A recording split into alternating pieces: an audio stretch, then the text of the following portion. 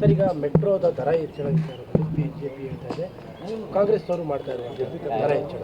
ನೋಡಿ, ಅವ್ರಿಗೆ ರಾಜಕೀಯ ಬಿಟ್ಟರೆ ಬೇರೆ ಏನೂ ಗೊತ್ತಿಲ್ಲ ಅವ್ರಿಗೆ. ಅಲ್ಲಿ ಯಾರು ಪಾರ್ಲಿಮೆಂಟಲ್ಲಿ ಮಾಡಲಿ, ಇಲ್ಲಿ ಮಾಡಲಿ, ಒಂದು ಸ್ಟ್ರೈಕ್ ಮಾಡಲಿ, ಗಲಾಟೆ ಮಾಡಲಿ, ಅದು ಆಟೋಮೆಟಿಕ್ಕಾಗಿ ನಂದು ಸೆಂಟ್ರಲ್ ಗೌರ್ಮೆಂಟ್ ಇಬ್ಬರದು 50% ಪಾರ್ಟ್ನರು. ಅದಕ್ಕೊಂದು ಕಮಿಟಿ ಇದೆ, ನಮ್ಮ ಗಮನಕ್ಕೂ ಬರೋಲ್ಲ. ಅದು ಆಟೋಮೆಟಿಕ್ಕಾಗಿ ಅವ್ರು ತೀರ್ಮಾನ ಮಾಡ್ತಾರೆ. ಅವ್ರು ಏನೇ ಡಿಸಿಷನ್ ಮಾಡಬೇಕಾದ್ರೂ ಸೆಂಟ್ರಲ್ ಗೌರ್ಮೆಂಟು ಅದಕ್ಕೊಂದು ಒಬ್ಬ ಜಡ್ಜ್ ಅವರ ನೇತೃತ್ವದಲ್ಲಿ ಒಂದು ಸಮಿತಿ ಇದೆ, ಅವರು ತೀರ್ಮಾನ ಮಾಡ್ತಾರೆ. ಈಗ ಮುಂದಕ್ಕೆ ಎಷ್ಟೊಂದು ಎಕ್ಸ್ಪ್ಯಾಂಡ್ ಮಾಡಬೇಕು.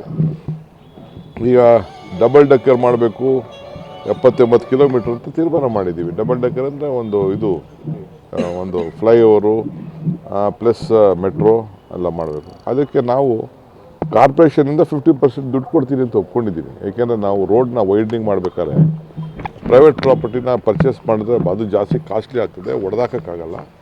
ಸಾರ್ವಜನಿಕರ ಆಸ್ತಿ ನಾವು ಉಳಿಸ್ಬೇಕು ಅನ್ನೋ ದೃಷ್ಟಿಯಿಂದ ಹಿಂದೆ ನಮ್ಮಲ್ಲಿ ಪ್ಲ್ಯಾನ್ ಆದಾಗ ಸ್ವಲ್ಪ ಅದನ್ನು ಯೋಚನೆ ಮಾಡ್ಬೋದಾಯಿತು. ಒಂದು ಟ್ರಯಲ್ ರಾಗಿಗುಡ್ಡು ತಾವು ಮಾಡ್ದೋ, ಅದು ನಾನು ಹೋಗಿ ನಾಗ್ಪುರಲ್ಲಿ ಹೋಗಿ ನೋಡ್ಕೊಂಡು ಬಂದೆ. ಸೊ ಅವಶ್ಯಕ ಅದೇ ನಾವೇನು ಮಾಡೋಕ್ಕಾಗಲ್ಲ. ಈಗ ನೀರೊಂದು ಅಷ್ಟೇ, 14 ವರ್ಷದಿಂದ ನಾವು 11 ವರ್ಷ ಆಯಿತು, ₹1 ಮಾಡಿಲ್ಲ. ಈಗೆಲ್ಲ 1 ಪೈಸೆನೋ ರೈಸ್ ಮಾಡಬೇಕು ಅಂತ ಹೇಳಿ ಒಂದು ಪ್ರಸ್ತಾವನೆಯನ್ನು ನನ್ನ ಆಫೀಸಿಗೆ ಬಂದಿದೆ. ನಾನು ಸದ್ಯದಲ್ಲೇ ತೀರ್ಮಾನ ಮಾಡ್ತೀನಿ. ಸರ್, ಈಗ ರಾಜಣ್ಣ ಅವರು ಡೆಲ್ಲಿಗೆ ಹೋಗಿದ್ದಾರೆ, ಅಧ್ಯಕ್ಷರ ಬದಲಾವಣೆ ವಿಚಾರ ಚರ್ಚೆಗೆ ಹೋಗ್ತಾ ಇದ್ದೀನಿ ಅಂತ ಹೇಳೋದು. ದೊಡ್ಡವ್ರ ಬಗ್ಗೆ ನಾನು ಮಾತಾಡೋದು ಬೇಡ. ಅವೆಲ್ಲ ನಮ್ಮ ಸೀನಿಯರ್ ಲೀಡರ್ಸು, ನಾವೆಲ್ಲ ಇನ್ನೂ ಕಾರ್ಯಕರ್ತರು.